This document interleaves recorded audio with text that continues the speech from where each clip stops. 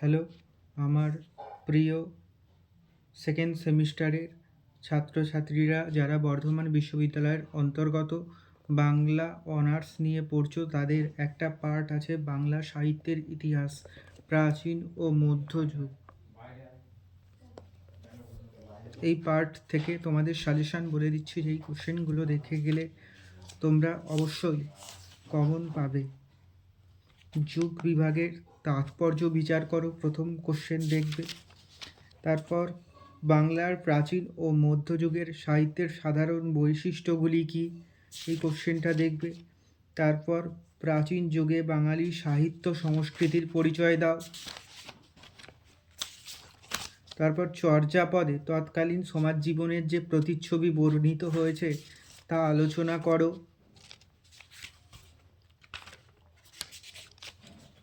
তারপর চর্যাপদে সমকালীন সমাজ জীবনে যে পরিচয় পাওয়া যায় তা আলোচনা করো। তারপর শ্রীকৃষ্ণ কীর্তন, পুঁথি আবিষ্কার ও প্রকাশ, নামকরণ, রচনাকাল, কাব্য কাহিনী আলোচনা করো। শ্রীকৃষ্ণ কীর্তন কাব্যের ঐতিহাসিক গুরুত্ব লেখো।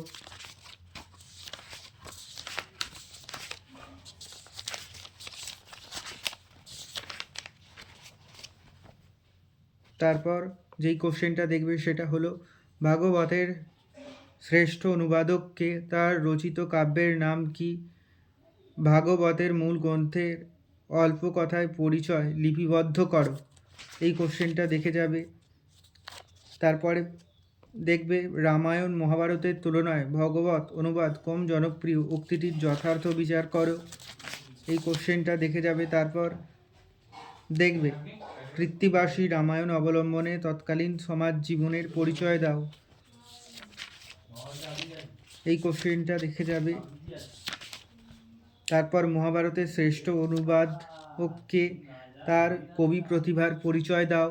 শ্রেষ্ঠত্বের কারণগুলি পরিচয় দিয়ে শ্রেষ্ঠত্বের কারণগুলি আলোচনা করো।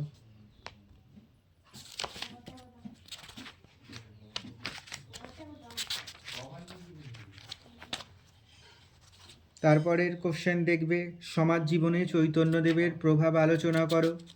সাহিত্যে চৈতন্যদেবের প্রভাব আলোচনা করো।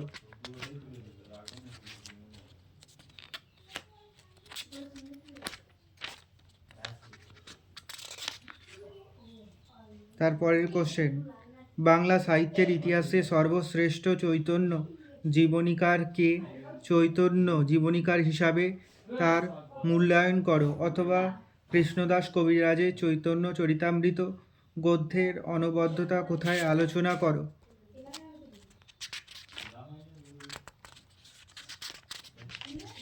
টিকা লেখো, দেখে রাখবে শ্রী চৈতন্য চরিতামৃত। তারপর চৈতন্য চরিত সাহিত্যে জয়ানন্দের কৃতিত্ব সম্পর্কে আলোচনা করো। এই কোশ্চেনটা দেখে যাবে।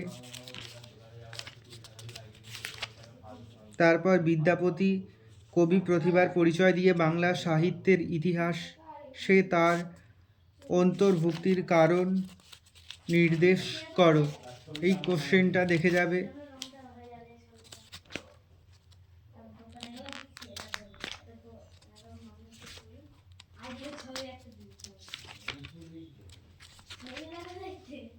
জ্ঞানদাস থেকে দেখবে কবি জ্ঞানদাসের কবি পরিচয় ও কাব্য প্রতিভা নিয়ে আলোচনা করো।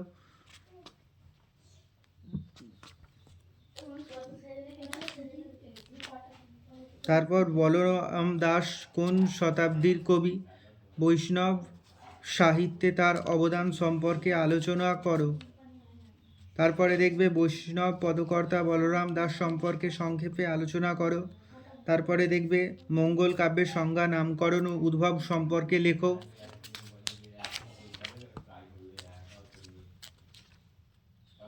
তারপর দেখবে চৈতন্য পূর্ববর্তী যুগের একজন মনসা মঙ্গল কাব্য রচয়িতার শ্রেষ্ঠত্ব নিরূপণ করো। অথবা মনসা মঙ্গল কাব্যের সর্বাধিক জনপ্রিয় কবির নাম ও তার রচনার বৈশিষ্ট্য আলোচনা করো।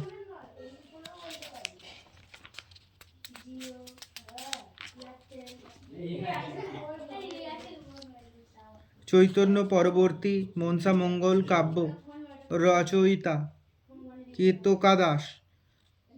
ক্ষেমা নন্দের কবি কৃতিত্বের মূল্যায়ন করো।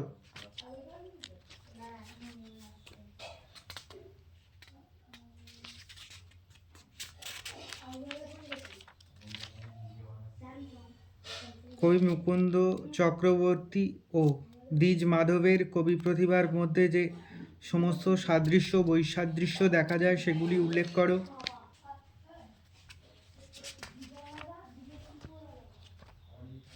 এই কোশ্চেনগুলো দেখে গেলেই তোমরা দ্বিতীয় সেমিস্টারে 100% প্রশ্ন কমন পাবে।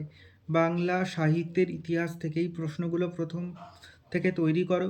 তোমাদের পরীক্ষায় এখান থেকে তোমরা অবশ্যই প্রশ্ন কমন পাবে। এরকম সাজেশান ভিত্তিক সমস্ত সাবজেক্টের ভিডিও পেতে আমার চ্যানেলটিকে লাইক, সাবস্ক্রাইব এবং শেয়ার করো বন্ধুদের মধ্যে, যাতে এই ভিডিওটা ছড়িয়ে পড়ে এবং সবার হেল্প হয়।